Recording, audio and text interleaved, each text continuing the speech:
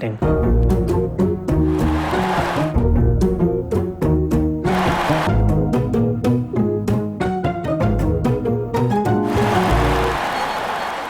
and welcome to the second episode of the Common Man podcast. It's quite early in the morning here in Chennai, so I want to start the day with good thoughts. And what better than to think about Conway's glorious straight drives from last night, right? And of course, Rachin Ravindra, the wonder kid from down and a bit sideways under. Every time these two tonked the ball for six, you couldn't help but marvel at the stroke play. Just as well, the cameraman couldn't help but focus on the swathes of empty red stands in Ahmedabad. More about that later in the podcast. India's big game is just one day away, less than 48 hours. So let's jump right into it, guys. I'm going to pass the mic over to Manan, who is joining us today along with Ritvik and Prasanna. Manan's also from Delhi. So Manan's quite passionate about the game and, he hasn't been blocked by Shane Warne yet. We'll get to who's being blocked by Shane Warne in one of the episodes, hopefully. So let's go, Manan. Thoughts on the India-Australia game? Is the hype still around? Yeah, I mean, hype obviously is still around for all India-Australia games, and I might add they are a lot more exciting, and I look forward to them a lot more than an India-Pakistan game now. A controversial statement, but yeah, that's true.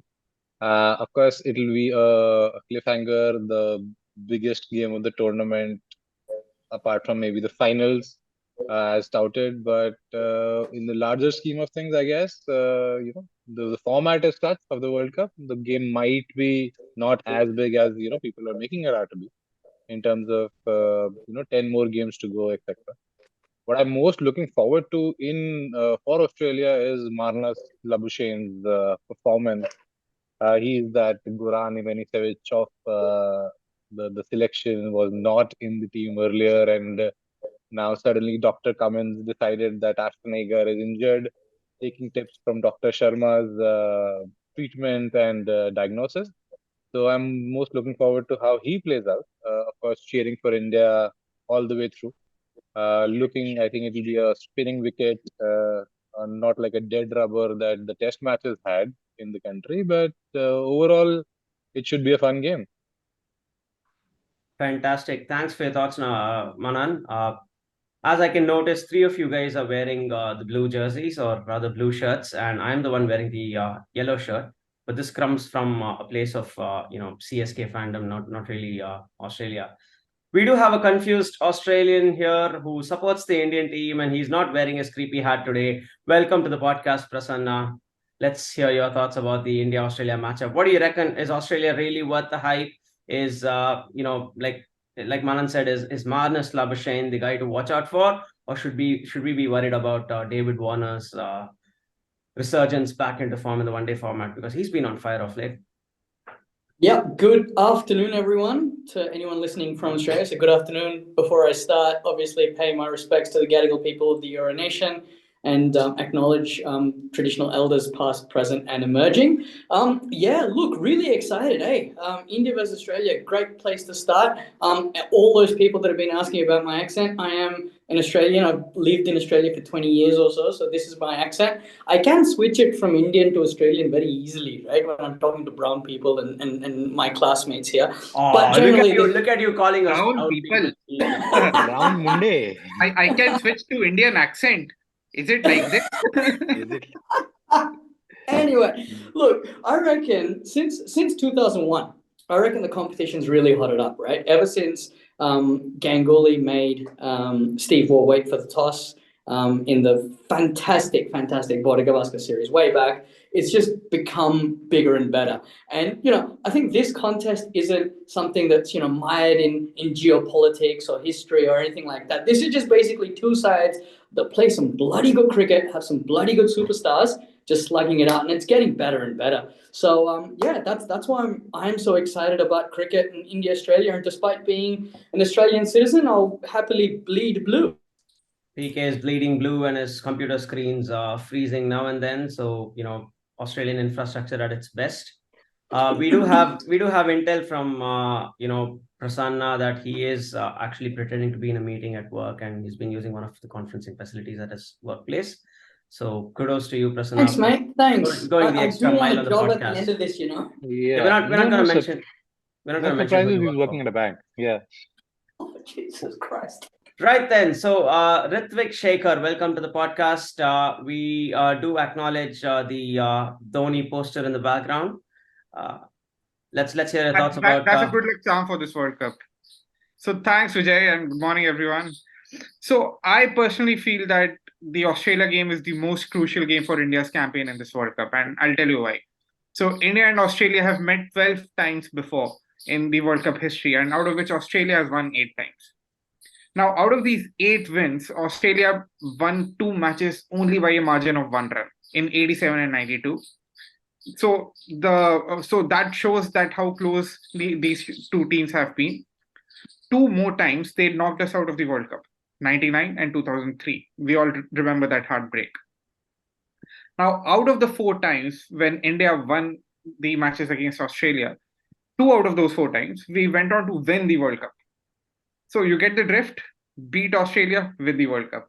I think it's more like a mental barrier. The minute we beat Australia, we feel that we are on top of our game and the confidence does wonders to us. Yes, we bet them in 2019, but we did not win the World Cup after that. But probably because the man who won us the man of the match, who won us the Australia game in 2019, Shekhar was not there. He got injured. And he has already won something against Australia before this World Cup has begun. So I hope that we can win this World Cup or win this game for Shekhar and give him a tribute. Oh, I didn't think this podcast was going to be about the personal lives of cricketers. Now, I can see Did I Prasanna. say personal life? What are you talking about, Vijay? I have no clue I've why got you a question. mentioned. Yeah. When in that statistic, when you said, Australia's beaten India this many times by less than 1 run, can you give us a Not less standard than 1 run, deviation? dude. We couldn't have won by 0.5. Yeah, can you give like a standard deviation of the number of runs on this side of the bell curve and that side of the bell curve? I don't think you've done enough statistical. So even if I do that, significance. Prasanna, I doubt you will understand any of it. Wow, that's quite a brutal. I don't need to remind you of your statistics grades, right? From Quite these- a brutal I don't need to takedown. remind any of us of any of our grades, right? Because if we had good grades, we wouldn't be doing this podcast. Look, as a moderator, I have to put my iron fist down here and ask you guys not to tread into territory of personal grades. So let's not re-traumatize ourselves with A grades and B scores from the 2003 final. So one small Both trip, don't matter. one question for all of you. So like I said, we bet Australia in 1983, we bet Australia in 2011, and we went on to win those 2 World Cups. Which was the only other team that we bet in both the World Cups? 83 and 2011. West Indies? West Indies. Yeah. Yes. We can't do it this time. I'm sorry. Yeah, it's rather unfortunate, isn't it? A legendary team like the Yeah. West Indies is not part of this World Cup. Correct. I They're say still playing the though, 2007 World Cup. Yeah. Yes. by the principle of association, if we beat the Netherlands and the Netherlands have beaten the West Indies, doesn't it then mean by the principle of association that we have beaten the West Indies? You raised an I important. still say you're trying to prove your academic credentials strong, or at least your reasoning capabilities.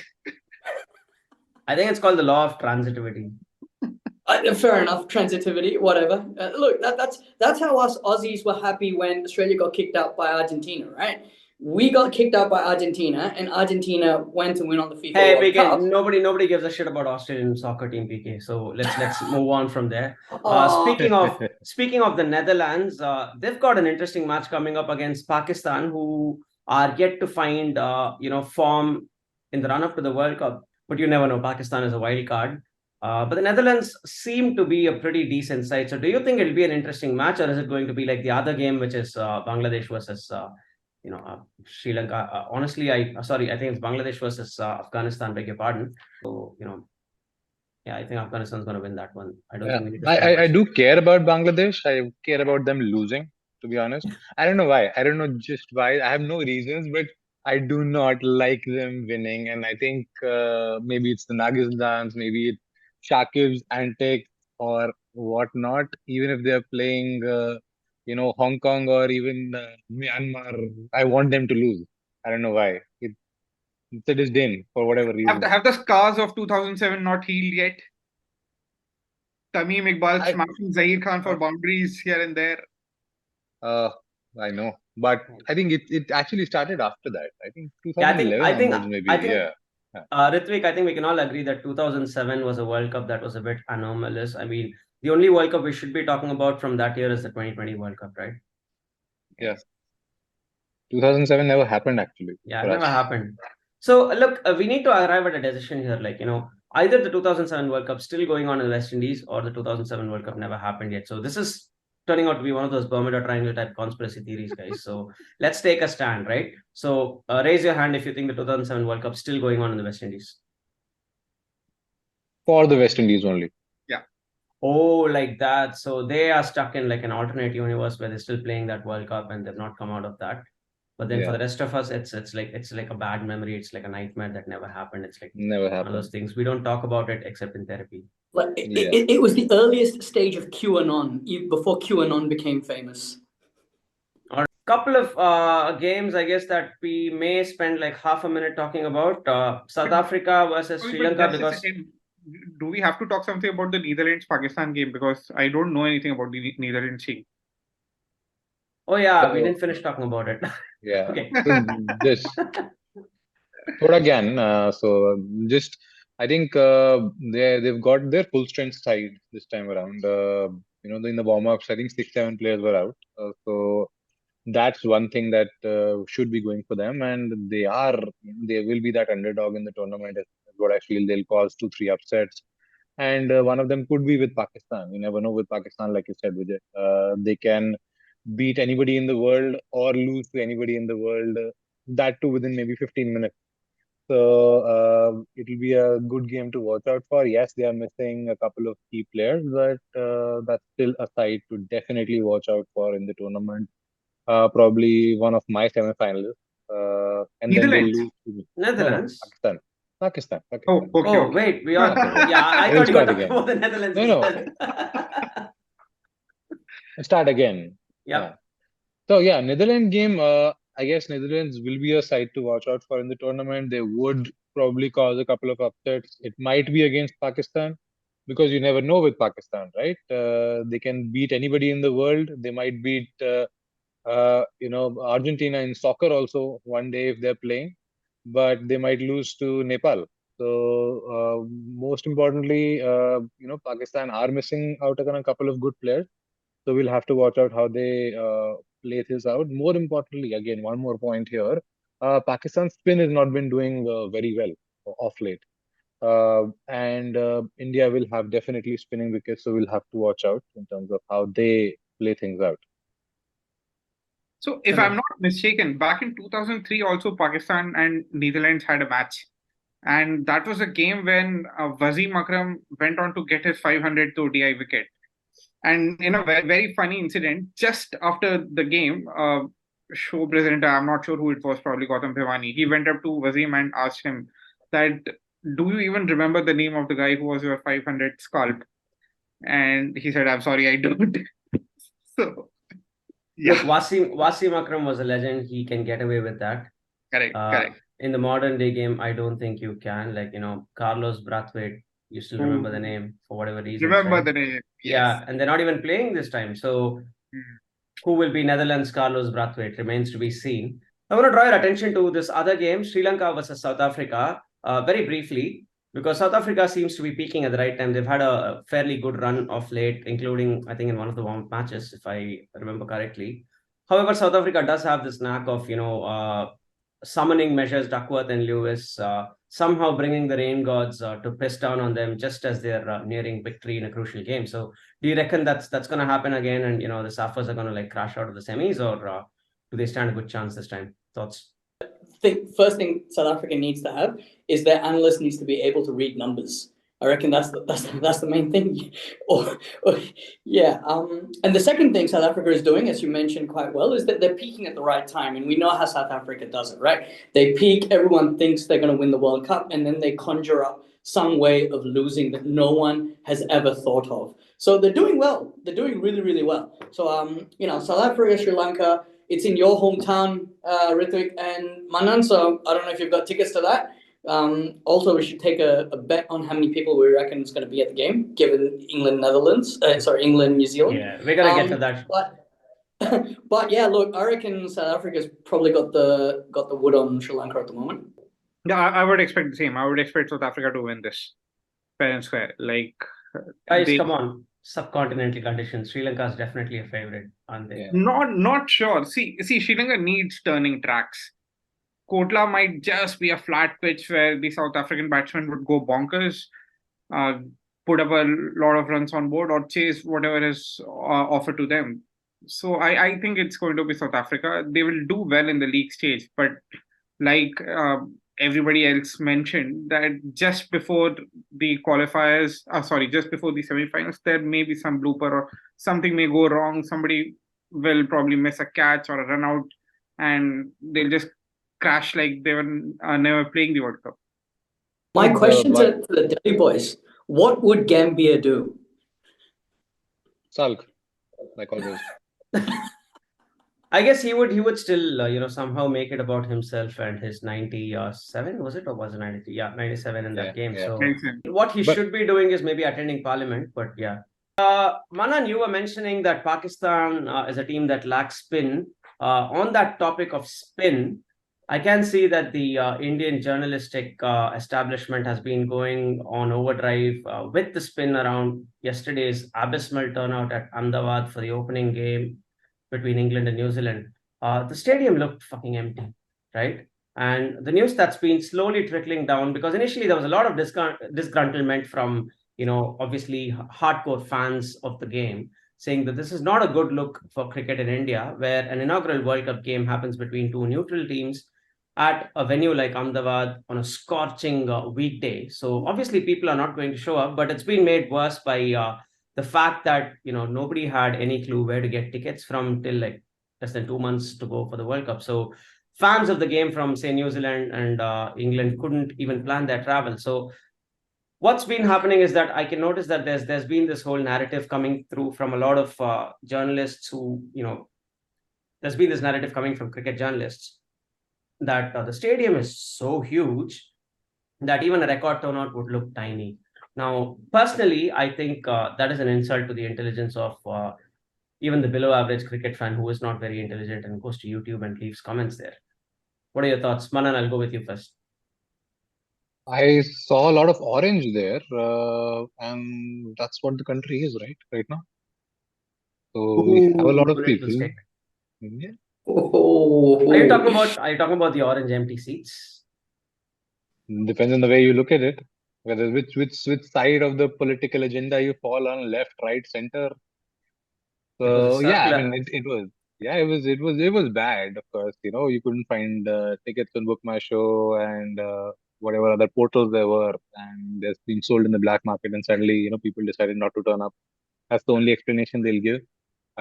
Just because the stadium is big does not mean that more than 80% of the seats will get empty for a game, for the start of the World Cup. And more importantly, it's maybe, bad scheduling, because you might, given the day and age, you might not find a lot of people watching the games in India where India is not playing, especially due to the brilliant infrastructure of the stadium, or in general, the interest in the game, to be honest. So I think they should have started with an India game, but given the fact how scheduling has been, how the entire thing has played out, I'm not surprised that we'll see a lot more empty stadiums and a lot more logistical blunders in the next few weeks. Yeah, do you think they'll reschedule the India-Pakistan game another time? I wouldn't put it past the organizers of this event, because so far it's been terrible optics for an establishment that prides itself on mainly optics. PK, I'll wait till the toss. Thoughts, PK? Look, I'm not gonna. This comes back to episode 1, right? We're talking about hype and everything like that. And look, ultimately, India's India. It all comes down at the last minute. But to be fair, as someone sitting outside and wanting to come to India to watch a couple of games, if time permitted and everything like that, it would have been really hard. Think about it. Like, for instance, win the 2015 World Cup. Vijay, you know this because we were booking tickets, right? it went, the game was somewhere in February and tickets went out a year before, right? And you could make plans. And I remember people coming from the US and everything making plans. I was just looking at some of the stats on stadium numbers here. So the semi-final between England and India, right, granted it's India, at the 2020 World Cup semi-final, it was 40,000 people. For a game between New Zealand and Sri Lanka at the Sydney Cricket Ground, it was 15,000, and Afghanistan, Ireland, England, Australia, which was a double header, was 40,000. Wow.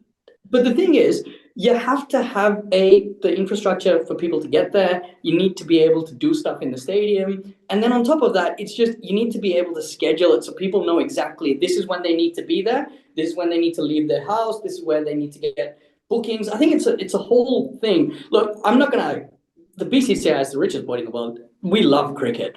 I'm not going to say, all of this was not preventable. I think it was. And I reckon, if they had a really hard look at themselves, they'll probably have gone, maybe we could have done this better.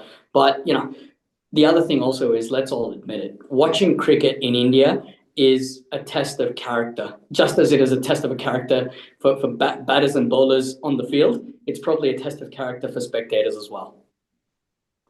Absolutely. It is quite sad the way, things looked on television yesterday. Like every time I could see the ball, sailing into the stands because Conway or Rachin Ravindra hit a six, I could also see those vast rows of empty seats, and it's not a good look for an opening game of a World Cup. Ritvik, do you have any thoughts on this? Yeah, very much so. But before that, just tell me, Conway and Ravindra batting together, is that the reason why you're wearing a yellow t-shirt today, Vijay? Do you still think that CSK was playing yesterday? Absolutely, man. Like Santon had picked up a couple of wickets. He bowled an absolutely amazing spell. And, obviously Devon Conway is like the best opening replacement that CSK has produced. So we are, of course, very proud of his innings. And there will always be a CSK hangover, that will spill through. Correct. So, honestly, just countering the one point that Prasanna made, that probably just for the Ahmedabad Stadium, because it's so new, the spectator experience there won't be bad. I'm sure it will be very good. But given the way the whole scheduling has happened, and there has just been no noise about the World Cup, like there was no opening ceremony. We have got all the money in this world. We could have a big opening ceremony done last weekend just to push the World Cup. And one more thing, if you see, the Ahmedabad Stadium has, I think, 4 games: final, semi-final, India, Pakistan, England, New Zealand. So, if anything, this game was destined not to get a lot of followers, right? Because if people would get their hands at tickets, they would go for the India Park game or one of the semi-finals or the final. So if I had my way, then all these non-India games would go to the smaller towns, such as a Ranchi or a Kanpur, which are anyways deprived of a lot of cricket, right? So if the common spectator sees any World Cup matches happening, they'll just flock to the stadium. So I think that's it has been a mess. I'm just hoping it improves for the sake of cricket, for the sake of Indian cricket. Excellent points there, Ritvik. And that brings me to the game that's upon us, the big game, India versus Australia. And that's happening in my hometown, Chennai. And like I said in the last podcast, I was talking to a few friends, to see if anyone I know is going to that game. And it's a terrible shame that unless you know somebody who knows somebody in the BCCI and you're like 2 degrees of separation from, some cricketers or whatever, there is no way to get a ticket for this game. Like there has never been a way to get a ticket for this game. So honestly, I'm very curious to see if that stadium actually fills up, because there are no tickets online. There were no tickets online available.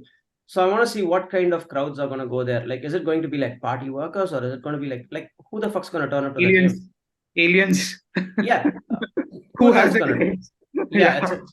I mean, it's just incredible the way ticket sales have been going on here, and and I mean this in the worst way possible. So look, I think Chennai prides itself to use a Bengali phrase. You see, the Bengali phrase, the Bhadralok of cricket, right? They're meant to be the cerebral audience. They're meant to be the classy guys. So I reckon Chennai will turn it on. I'm very keen, Mr. Vijay, on pitch and conditions as well, and I'll get to that later, of the triplicane doctor, if there is something like that. But look, I reckon hopefully we'll get a good turnout, and the true cricket starts from there. Yeah, I mean, Chennai crowd, sure. I mean, we go by the moniker of knowledgeable Chennai crowd, which is a bit debatable if you see the kind of movie star fanboyism that was happening around the time of the IPL.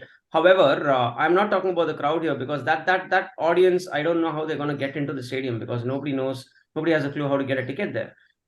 So yeah, we'll wait for the game and watch, to see if there's going to be more empty stands in Chennai or there's going to be a full turnout. And if there's a full turnout, then maybe like find a couple of people and interview them to see if to see how they got their tickets and who they know, and maybe try getting us tickets for the next few games.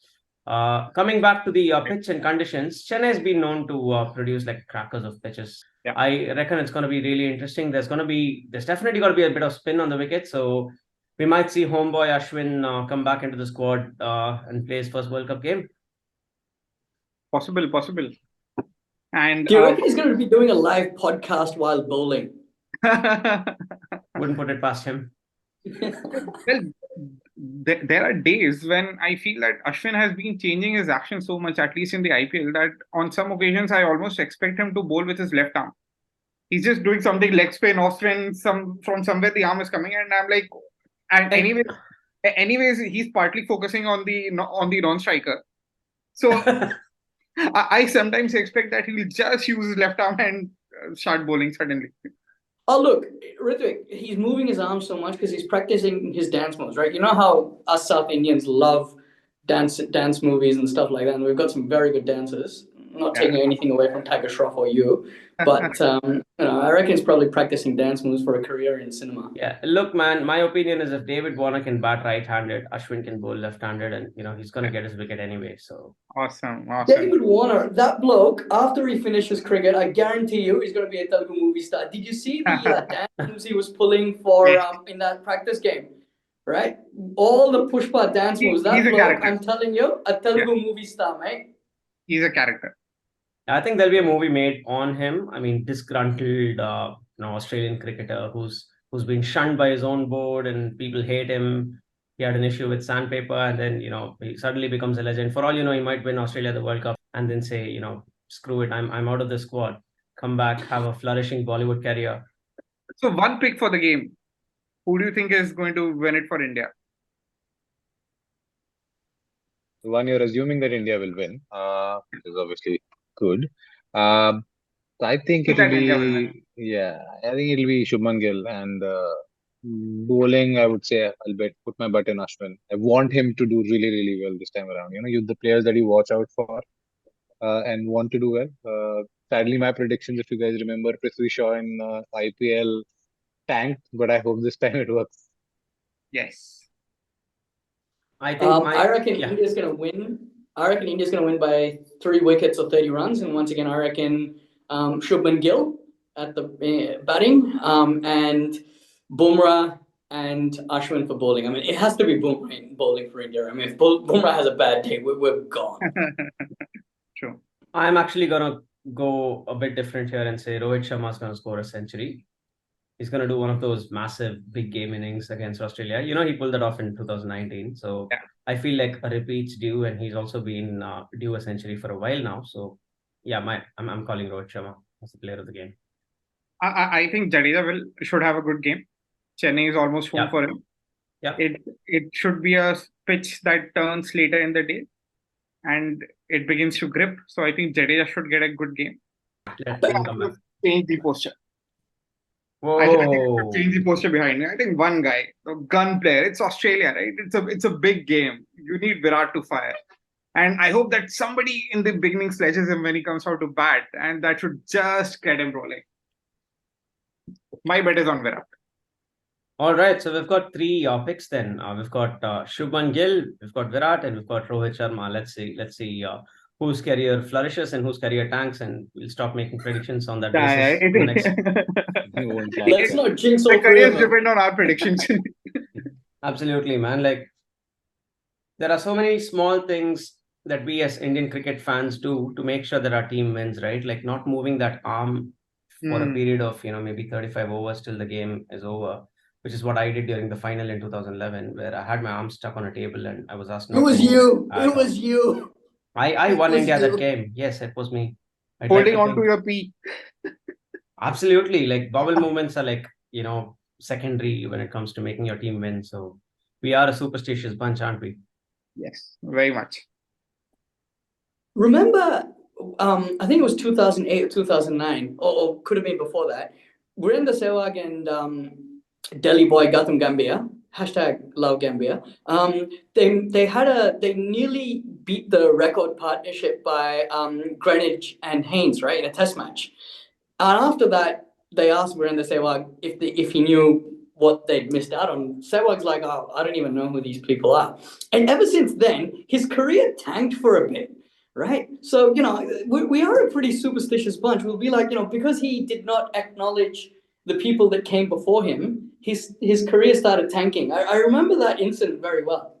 But there are a lot of glaring statistical errors in whatever you said, except for the Sehwag statement, which was correct. It was Sehwag and Dravid against Pakistan on a flat deck, who got 400 plus runs as openers. And they missed out on breaking, I think, Pankaj Roy and Vinu Mankad's record, which they made against New Zealand by some 10 runs or something. The maximum Fair enough. by openers. Wow. This is why, if you wanted a podcast on stats, you listen to the Great Cricketer or a Cricket Info podcast. If you want other stuff, you listen to us. Look, we can. I don't mind making up our own statistics if it makes the podcast interesting, guys.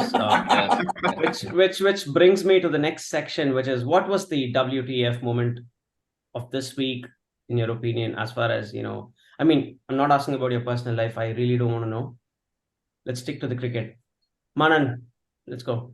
I think it was the way New Zealand chased the 280 target yesterday, making absolute light work of the best side in the tournament, apparently, previous year. And it was like champions of the last World Cup champions and whatnot. And, they beat them fair and square across, right? Scored more boundaries, scored more runs at the end. And of course, one interesting thing I read on Twitter yesterday, England had everybody in double figures and New Zealand had none. And still they won. Amazing, yes.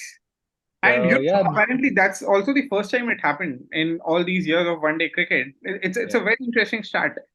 Did you read that, guys? That this is for the first time that all 11 players had scored in double figures in a one-day game. Yeah, I read that. That's an interesting stat, but I really couldn't give a shit about England, so I'm just glad they lost. No, I think I'll pretty much agree with Manan, because we have been harping a lot about the scheduling all, but there's nothing we can do about it. So let's get back to cricket. I think it was amazing the way New Zealand had all their bases covered. They even won on boundary count, 30-21, just to make sure that there's no confusion at the end. It seemed like they're coming back with a vengeance, or the way we say in Hindi, कि भरे बैठे थे 4 साल से कि खेला है अहमदाबाद में, and we'll just make sure that we give something back to England. So it was amazing the way the Kiwis batted yesterday. All right, PK. Yeah, look, WTF moment, England's batting, honestly. They had people that made starts. I mean, they had Joe Root making 77. New Zealand just pegged them back. It's pretty piss poor performance. I actually thought they were going to be all out. I only saw the England innings, but what a piss poor batting performance, honestly. I reckon they could have done better, and they should be pretty pissed off at themselves. Do you think it's a bit of the baseball hangover where they're just going out and slam bang and trying to get as much as possible? It's not. But baseball's meant to be taking calculated risks. It's meant to be attacking but taking calculated risks. This was them just not even reading the conditions properly. Some of the wickets that they lost. I mean, Joe Root reverse sweeping and then getting bowled. It went straight through the man's legs. I mean, Freddie Truman would have asked him to just keep those legs straight and hidden. But, mate, it's pretty piss poor batting.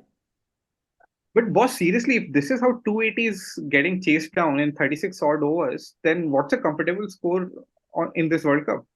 360. The pitch was flat. It was a road. Yeah, but that's how it's going to be. Yeah. The best roads you're going to find in India are inside the cricket stadiums.